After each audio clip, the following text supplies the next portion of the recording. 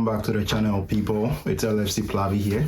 And today what I want to do is to assess the transfer window for Liverpool so far and also look forward to what I expect will happen next. So as at the time of recording, Liverpool have announced 3 signings in this summer transfer window.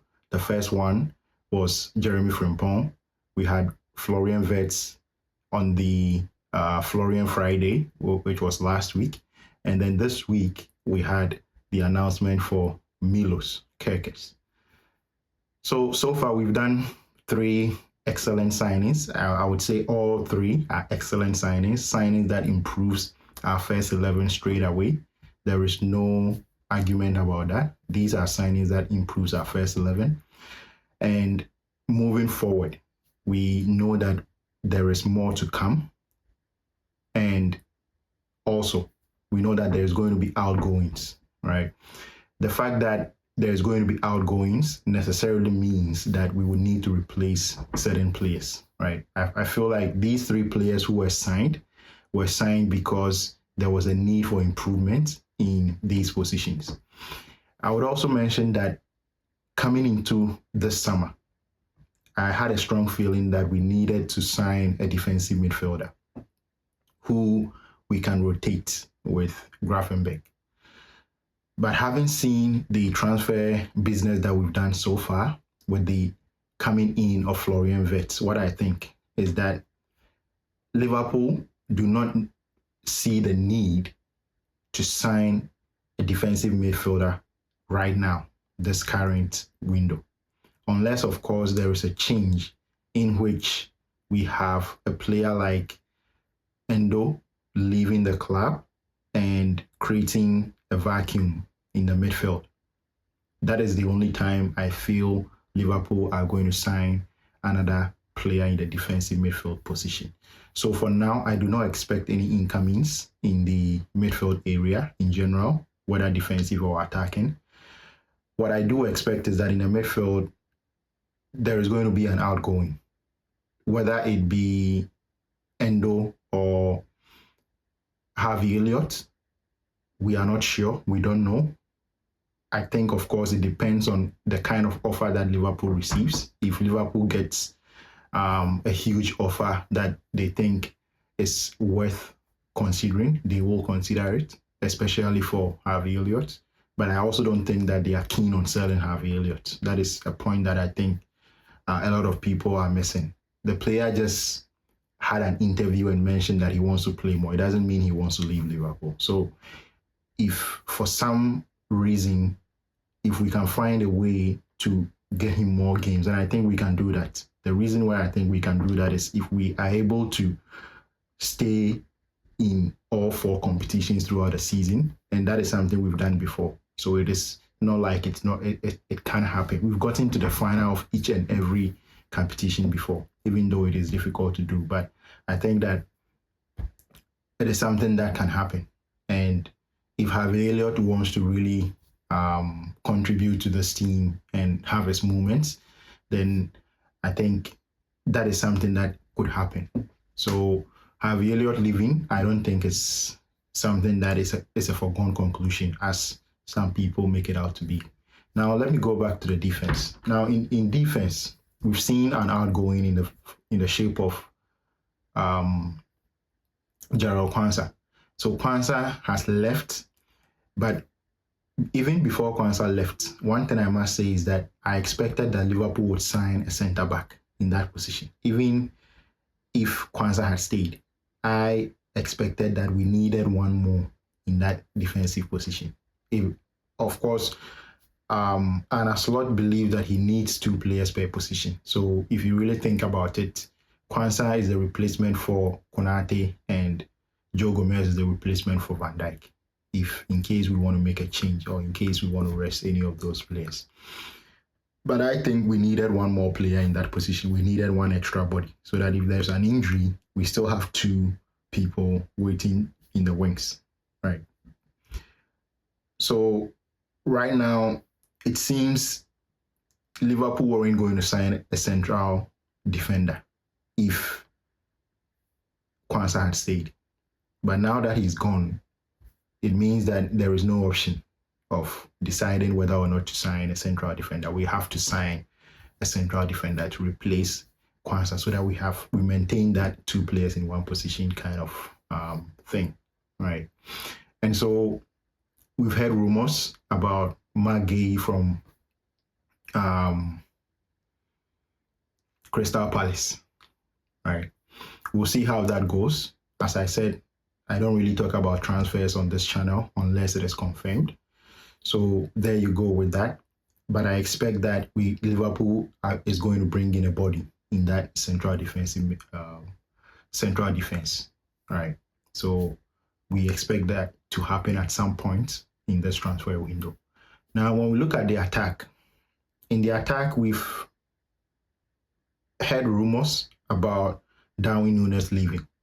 We all know the reasons why Darwin Núñez is trying to leave. It hasn't worked for him at Liverpool. I expected him to improve after his first season, where it wasn't that good. He did improve in that second season quite a bit. It wasn't a massive improvement. And so this past season, was the season where we thought that he was going to explode, and it didn't happen. He actually regressed a little bit from his second season. So for some reason, I think everybody has come to that conclusion that it's not going to work. It is not going to work, and including he himself, Darwin Núñez. I think he's accepted the fact that this is not going to work. It hasn't worked, and it is better he tries his luck somewhere else. Because what the fact is that last season, even when he was fit, Arne Slot decided to put Luis Diaz in the number 9 position instead of putting him there. So he was on the bench, and we had a player who is a left-sided winger playing in that number 9 position. And that clearly indicates that the coach doesn't really trust Darwin Núñez. So I think it is right for him to leave. But who are we bringing in? That remains a question. Who are we going to bring in to replace Darwin Núñez? Now, don't get me wrong. We have Diogo Jota in the team as well, and he is a capable number 9 who can play in that position. The fact or the question is Diogo Jota the best person to play in this particular system that Liverpool plays? We also want to take into consideration the fact that the system is going to change a little bit due to the fact that we brought in Florian Wirtz, who is a different kind of player, right? And so we could be changing the way we play just slightly. It could be a slight tweak. And so is Jota going to fit into that new system that we are going to play, or new tweak that is going to happen in the team? That is a question for us all to answer. And I think it is something that the coaching staff and the team have already thought about, right? Now, if we all agree that Darwin Núñez is going to leave and there has to be a replacement, then the replacement has to be spot on. I think we can't let ourselves into a situation where we are kind of experimenting with a player who we expect to improve, just like we brought in Darwin Núñez. I think this particular signing, whoever comes in to replace Darwin Núñez, should be an improvement on Darwin Núñez. It shouldn't be a similar kind of player as Darwin Núñez was before he came in, right? So I've heard rumors about Hugo Ekitike. Considering his price, I'm not really sure about his quality, whether he's the finished product. And going by the price tag that we've had, Frankfurt is willing to take for him, I wouldn't put that investment in, honestly. I think it's a similar signing to Darwin Núñez, although when players come in from the Bundesliga, they perform better at Liverpool. At least that is my experience since I started watching Liverpool very closely. So it could work better than what Darwin Núñez did, but I still think it's a more risky option. Now, the more obvious option is Alexander Isak, right, from Newcastle.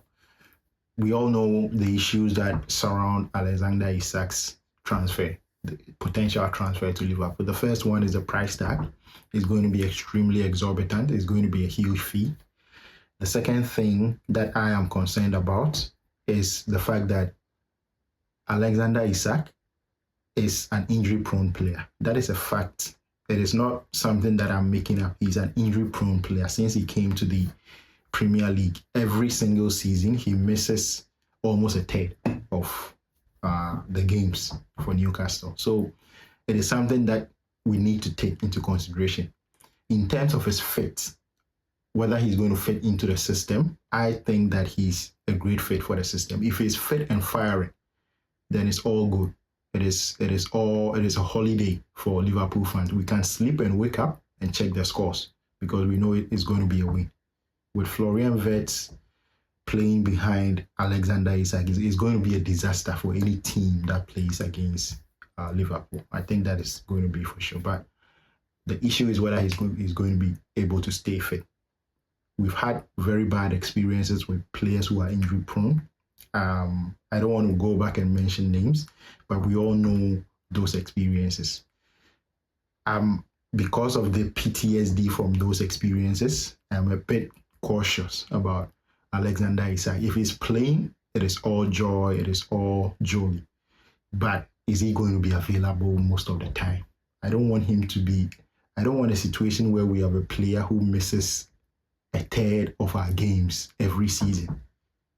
That is, of course, also taking into account that we are going to spend a huge amount on him. So if we are going to spend that amount on him, then you expect him to be present, ever present, just like Salah or Van Dijk, right? Unless there's a serious injury. So that is how I see things going. If we can't get Isak, for me, what I would do would be to wait.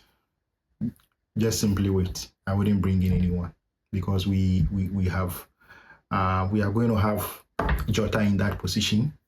We can play Diaz in that position. And so I think we will be covered in that position. I wouldn't bring in a body just for the sake of it. But we'll see what happens. Also, we need to take into account the fact that on the right-hand side, where we have Salah, the backup for Salah, basically, in this team is Federico Chiesa, who was brought in last summer. But unfortunately, he didn't play many of the games. And so I wonder whether he's going to leave. There are rumors that he's going to leave. And if he leaves, do we need a replacement for Federico Chiesa? That is another question to answer. And so for me, considering the fact that Federico Chiesa is going to leave, I don't think it really makes sense for us to sell Harvey Elliott yet. Because we know that Salah is going to go and play in the AFCON in January. If he plays in the AFCON in January, let's just say that we decide to replace him with Jeremy Frimpong, who is at right back. And we play Conor Bradley at the right back, right? What if there's an injury to one of those players in that time? Because that is going to be quite a substantial period of time. So if there's an injury to one of those players, what it means is that we can play Harvey Elliott in that position. And so selling Harvey Elliott could be dangerous, unless, of course, we have a plan to replace Harvey Elliott when we sell him, right? So I don't think it will be wise for Liverpool to let go of Federico Chiesa and Harvey Elliott, as well as Darwin Núñez at the same time, and only buy a striker to replace these three players. If we are going to let these three players go, we need to sign at least two players to replace those three, right? In addition to the replacement that we are going to get for Jarrell Kwanzaa, right? But this is what I expect. I expect that Liverpool are going to sign two more players, a striker and a defender.